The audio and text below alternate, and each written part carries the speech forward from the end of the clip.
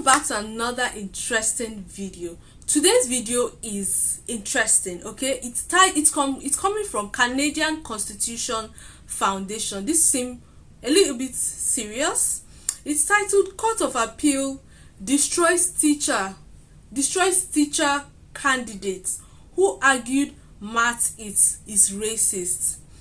When I saw this video, I was like, math is racist? Like, what's the correlation between math and racism? I am so interested. Before we get into this video, my name is Ogechi and this is Ogechi Reaction. Thank you for stopping by to my channel. I really appreciate you stopping by. Do well to click on the red subscribe button, like this video, drop a comment on what you think about this video. So it's important you watch through till the end, okay? Drop a comment on what you think about this video and turn on your post notification bell, okay? And to all my returning subscribers and viewers, thank you for stopping by. You guys are amazing. Thank you so much. You know what? Let's get straight into the video. Hey there! Today I want to give you an update on a case where Ontario teacher candidates had argued that they should not have to pass a mandatory math test in order to get qualified because they said the math test was racial discrimination. Now, I described this case in an earlier video. It was a case that we at the Canadian Constitution Foundation intervened in at the Court of Appeal. Well, the decision is now out. The math test is not discriminatory, and I can't wait to tell you all about it. Interesting. The math test is what? I'm so interested. Let's continue.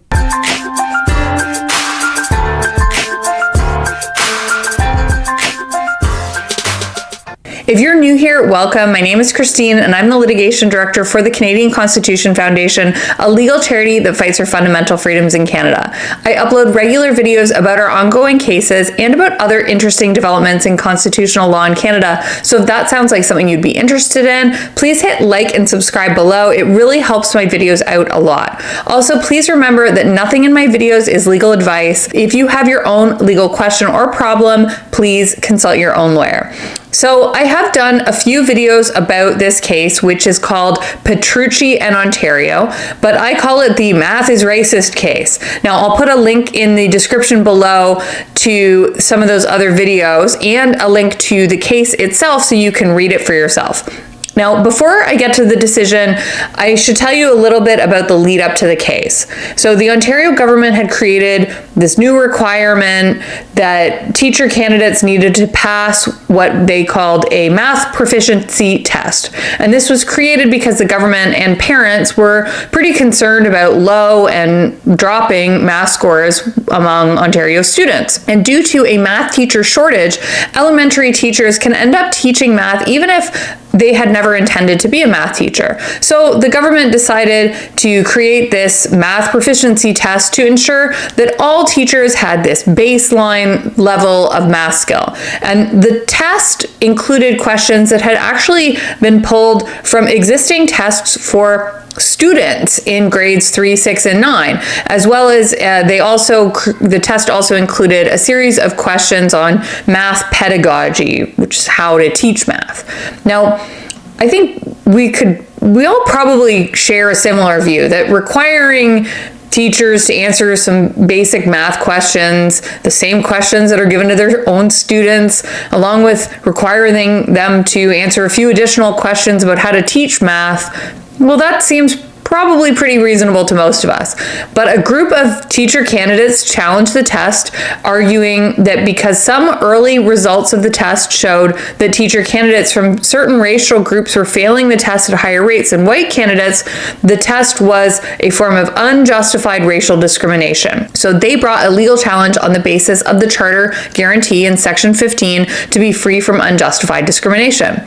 And shockingly, a lower court in Ontario accepted the teacher candidate's argument. And the lower court decision, I have to say, it was based on really flimsy data. It was based on preliminary test results from July of 2021.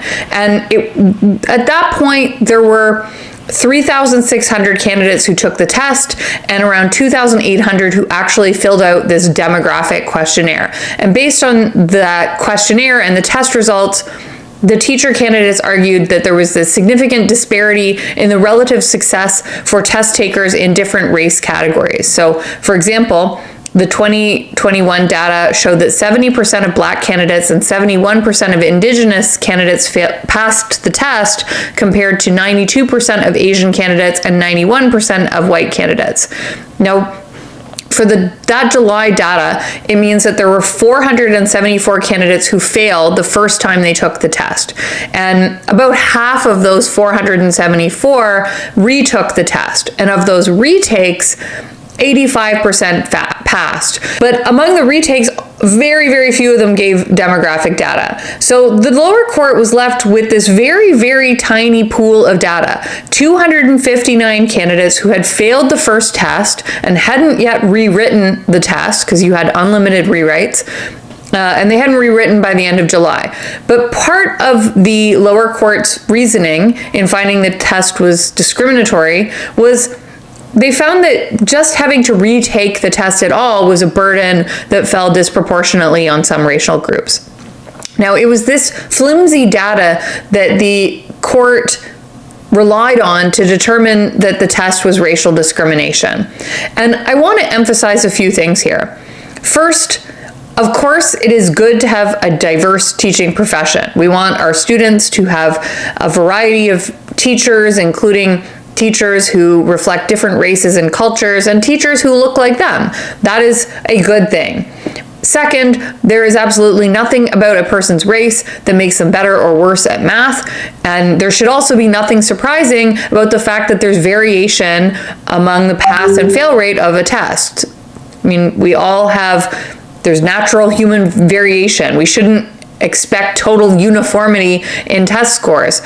And to the extent that there is a difference in the pass rate, that is an opportunity to improve your skill. It is a test that has unlimited retakes, and it has an opportunity to improve, it creates an opportunity to improve your math skills. But I guess to those people who are educated in the politics of radicalism, variation in math proficiency somehow becomes evidence of racism in math. And I actually think that it's the racist position to say that there should be no test of math skill for teachers because some racial groups might be more likely to fail the test. Nothing about... I don't agree. I don't think that they should cancel the math test, as in the math test to approve or to get or be able to get teachers, right? I don't think they should cancel it. I don't think, well, if you look at it from their point of view, from their calculations, right, saying that okay, particular set of race or people from a particular culture are failing the math test, and some people from a particular culture are passing it. It looks or it sounds fishy, right? If you're from the group of where you're failing, it will look fishy to you. But this only goes out to say that you need to widen your scope or your spectrum of learning, of knowledge. If you're going for a math test, I know that when you want to study, like you want to study in another country, like from Nigeria, you want to study, like let's say Canada, for example, you need to take the IELTS test. That test is an English proficiency exam. I think it's an English proficiency exam. I think a little bit of math, right? You need to pass. So you have to go beyond the Nigerian learning borders and actually see what English looks like in another country. So you have to study further. You have to widen it. You don't just base your knowledge on those things that you were taught or learnt in, or those things that you thought, or those things that you have seen in the Nigerian educational curriculum. You have to widen your scope. You're going to a school, you're going to teach in a school in Canada. You need to widen your scope and see what the educational curriculum, their educational mathematics curriculum looks like. Solve mathematics in their own curriculum too, not just in your own too. Solve theirs too, so that when you go there to write an exam, and not just theirs, you go beyond what you already know. That way, when you are put up to a test, you're able to pass the test. That's what I think. You don't just go there and you're failing and then you think that, oh, the maths is racist, or the maths is, is a way of, racism or something like that. I don't think so. But if you look at their angle, it might look like it, right? But it only goes out to say that you need to learn, or you need to broaden your knowledge about maths beyond what you already know. Do you understand what I mean? Yeah. Nothing about your race determines that. And we used to be able to spot this a mile away and say that that kind of argument is bigoted and racist. Some people call it the soft bigotry of low expectations, but I don't even think it's soft bigotry. It's just racist to think that your ethnic background has anything to do with your ability to do math. And there's a very famous quote from a German mathematician named David Hilbert. And Professor Hilbert is credited with saying, "Mathematics knows no race or geographic boundaries. For math..." If you ask any student who left Nigeria to go study in Canada and wrote these IELTS exams, if you ask any of them, they will tell you that exam is very difficult. But because most of what is being taught there are not most of the questions being set during the test are not what we are used to in the Nigerian curriculum. You have to go learn beyond what you've been taught. If you're just learning, if you just know what you've just been taught in your educational curriculum, you're going to fail the exam woefully. So as a student, I know some people who have written the exam like 2, 3, 4 times and are not passing. Why? Probably because they are not, widening their scope of learning. So if you're going to write that kind of exam, some of them register for classes, they pay people to teach them, they take courses online, they take courses on YouTube to make sure that when they see those questions, they're able to answer it. Because if you're basing the test on what you know from here in Nigeria, you're going to fail that test. So yeah. So you can't just say that because you're failing that test, then that English proficiency exam is being racist. It doesn't favor we in Nigeria. It doesn't favor black people. You can't say that. I mean, I don't think it's wise to say that. For mathematics, the cultural world is one country. And look, most of us today look at that statement and we say, that's straightforward, pretty sensible. Math is a universal language. It is a pure science. Your race has nothing to do with it. But when Hilbert said it, it actually took a lot of courage, because he was a mathematician in 1930s Germany at what until 1934 was the leading math institution in the world, a place called Göttingen University, Germany. And in the face of anti-Semitism throughout Europe, Hilbert had supported the appointment of Jews to academic positions in the university. He co-authored a book with a Jewish scholar, but in 1933, the Nazis implemented a law that ordered the dismissal of Jews from the civil service, including university professors. So Hilbert watched the Jewish professors be purged from institutions like his university. And in 1934, Hilbert went to a banquet where he was asked by the new Nazi Minister of Education, how is mathematics at the university now that it is free from the Jewish influence? And Hilbert replied, there is no mathematics in Göttingen anymore. And his position is as true today as it was in the 1930s. There's nothing about your race that makes someone better or worse at math. And that racist ideology destroyed not just Göttingen University, but all of Germany and much of Europe. And to me, this case is an echo of that racist ideology. I don't want to overstate the point.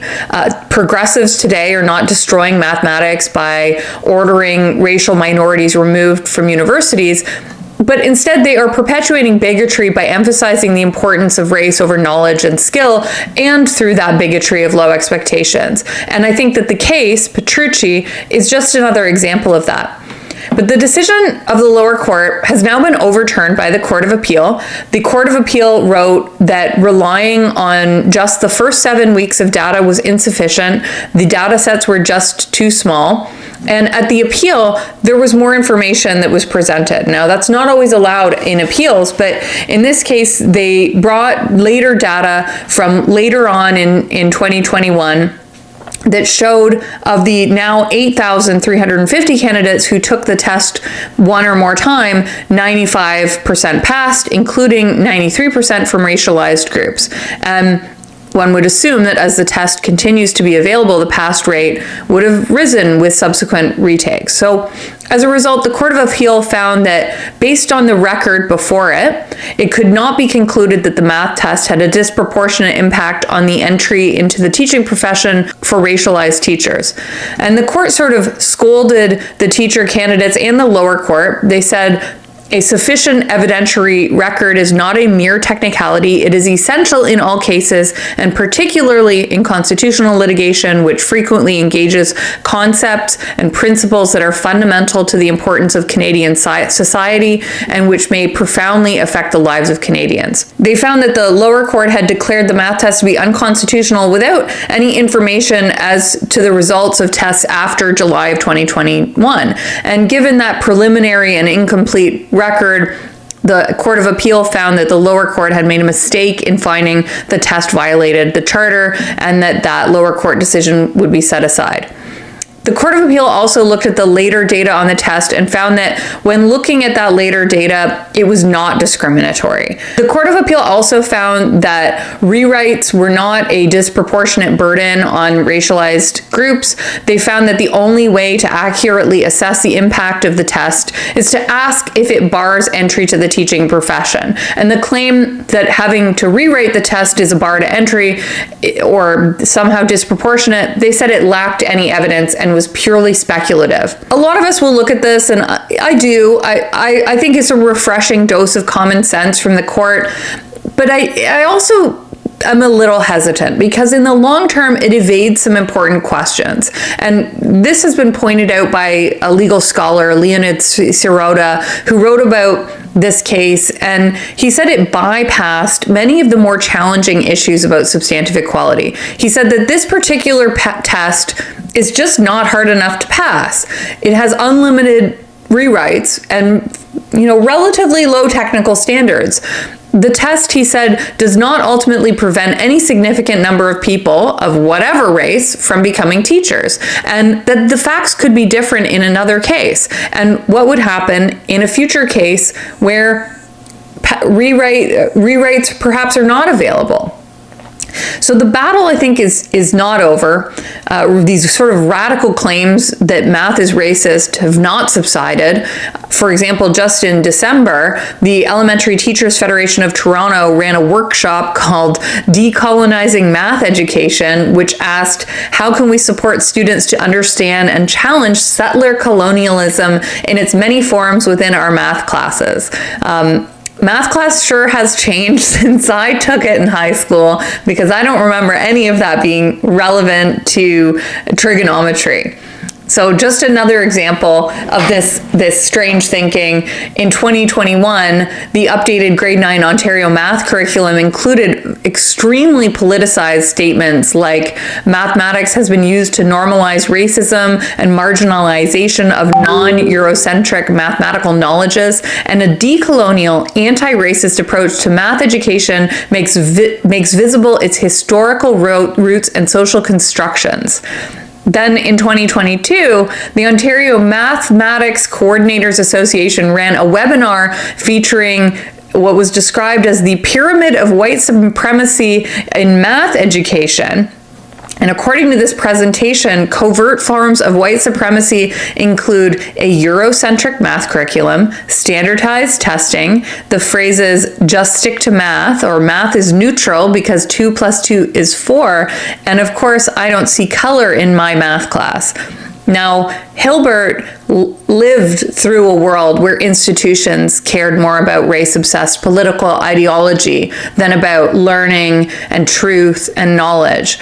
Yet in the face of this shift in progressive ideology, I think Hilbert's brave statement at the time about math knowing no race, it seems sadly quaint. Math does transcend linguistic and cultural barriers, and I think focusing on race rather than skill ultimately will undermine and destroy the study of math, just as Hilbert witnessed 90 years ago. Now, I hope you enjoyed this update. If you want to learn more about this, I totally agree. Instead of focusing your energy or your ideologies on the fact that math is racist, why don't you increase or improve your skill? Yeah, why don't you improve your skill? Why don't you improve your skill? Like I said earlier, I mean, if you're going to form, I'm not trying to say that these people who do not pass the test are not, they do not study enough, right? I'm not saying they do not study enough. I'm just saying that maybe if you improve your skill and you think beyond the exam or the test being, racial, whatever, I think that you will do better. You will do better. Do you think they should end the math test? I don't think they should end the math test, because this is the only way to prove that you are good at what you are intending to teach. Don't you think so? I think the only way now is to, and now you can actually retake the test. Now you fail it the first time, you know that, okay, I need to do better, right? You need, probably you need to do better at one end or one particular thing, and just improve your scope of learning. Look at these questions. If there are questions you're not familiar with, try to understand where these questions are coming from. Are they do you understand? Well, this is what I think, and I do not think that they should scrap the math test. I don't think so. Let me know your thoughts on what you think about this video. Let me know your opinions. Drop it in the comment section. Do not forget to like, share, subscribe, and turn on the post notification bell. I'll see you in my next episode. Bye bye.